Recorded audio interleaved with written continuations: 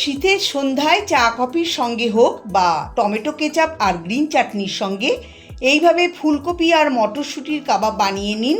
খেতেও হবে দারুণ মুচমুচে আর সুস্বাদু।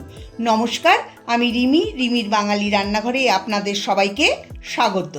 রেসিপিটা ভালো লাগলে অবশ্যই লাইক, কমেন্ট, শেয়ার করার অনুরোধ রইল। এখানে আমি একটা মিডিয়াম সাইজের ফুলকপির অর্ধেকটা নিয়ে দেখুন এরকম মিডিয়াম টুকরো করে কেটে নিয়েছি। ফুলকপির ফুলগুলো নিয়েছি আর ফুলের সঙ্গে যে ডাঁটা থাকে ওটাকে কেটে ফেলে দিয়েছি। আর নিয়েছি এক বাটি ছাড়িয়ে নেওয়া ফ্রেশ মটরশুঁটি। সবার প্রথমে ফুলকপি আর মটরশুঁটি একটু ভাপিয়ে নেব। কড়াই বসিয়ে বড় 1 কাপ জল দিয়ে দিলাম। ওর মধ্যে দিয়ে দিচ্ছি হাফ চা চামচ লবণ জলের সঙ্গে একটু মিশিয়ে দেব।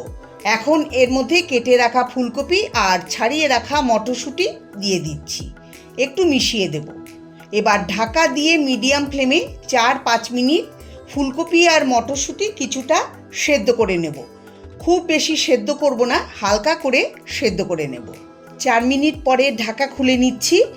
দেখুন মটরশুঁটি সেদ্ধ হয়ে গেছে, ফুলকপিও সেদ্ধ হয়ে গেছে, কিন্তু গলে যায়নি।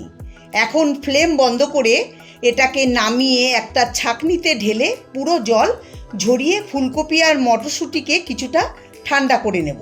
দেখুন এটা কিছুটা ঠান্ডা হয়ে গেছে। এখন একটা বড় মিক্সিং বোলে ঢেলে দিচ্ছি। এবার গরম থাকা অবস্থাতে ভাপিয়ে নেওয়া ফুলকপি আর মটরশুঁটিকে ম্যাশ করে নেব। ফুলকপি আর মটরশুঁটি সেদ্ধ করার পরে যেন একটুও জল না থাকে, পুরো জলটাই ঝরিয়ে নিতে হবে।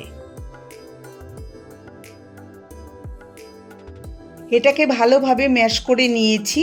এখন এর মধ্যে দিয়ে দিচ্ছি 1 চা চামচ আদা কুচি, 2 কাঁচা লঙ্কা মিহি করে কোচানো, দিয়ে দিচ্ছি 1/4 চা চামচ হলুদ গুঁড়ো, হাফ চা চামচ দিচ্ছি জিরের গুঁড়ো, তার সঙ্গে দিচ্ছি 1/4 চা চামচ ধনের গুঁড়ো, 1/4 চা চামচ লঙ্কার গুঁড়ো, লবণ দিচ্ছি স্বাদ মতো, 1/4 চা চামচ গোলমরিচের গুঁড়ো, গরম মশলার গুঁড়ো দিচ্ছি 1/4 চা চামচ, এরপর চালের গুঁড়ো দিচ্ছি 2 টেবিল চামচ, তার সাথে বেসন দিচ্ছি 1/4 কাপ, চিনি দিচ্ছি সামান্য পরিমাণে, এতে কাবাব টেস্টি হবে।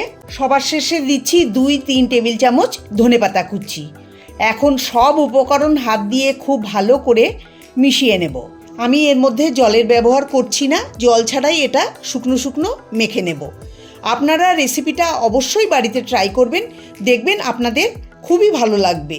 ভালো লাগলে লাইক, কমেন্ট, শেয়ার করবেন। আমার চ্যানেলে নতুন বন্ধু হয়ে থাকলে চ্যানেলটাকে অবশ্যই সাবস্ক্রাইব করার অনুরোধ রইল। দেখুন বন্ধুরা, এটা একদম মাখা হয়ে গেছে। এখন হাত পরিষ্কার করে হাতে সামান্য তেল লাগিয়ে এখান থেকে নিয়ে প্রথমে গোল করে তারপর 2 হাতে তালুতে রেখে চ্যাপটা কাবাব বা টিকিয়া শেপে করে নিতে হবে। দেখুন এইভাবে, এই একইভাবে আমি সব কাবাব তৈরি করে নেব।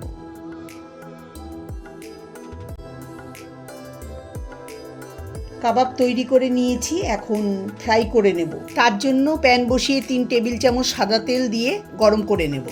আমি শ্যালো ফ্রাই করব। শ্যালো ফ্রাই করলে কাবাবের ওপরটা ক্রিস্পি হবে আর ভেতরটা সফট হবে, খেতে খুবই ভালো লাগবে। তেল ভালো করে গরম করে নিয়েছি, এখন ফ্লেম মিডিয়াম টু লো করে দেব। এবার বানিয়ে রাখা কাবাব দিয়ে দেব। গ্যাসের ফ্লেম মিডিয়াম টু লো করে কাবাব ভেজে নিতে হবে। কাবাব ছেড়ে সঙ্গে সঙ্গে নাড়াচাড়া করা যাবে না, তাহলে প্যানের গায়ে লেগে যাবে বা কাবাব ভেঙে যাবে। এক পাশ ভালো করে ভাজা হলে অপর পাশ উল্টে দিয়ে ভেজে নিতে হবে।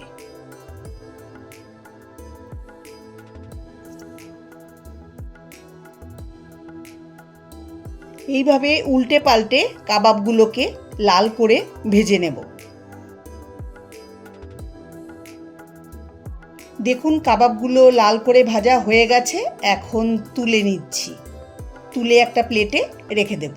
দেখুন দেখতে কতটা সুন্দর হয়েছে, খেতে কিন্তু দারুণ মুচমুচে আর টেস্টি হয়।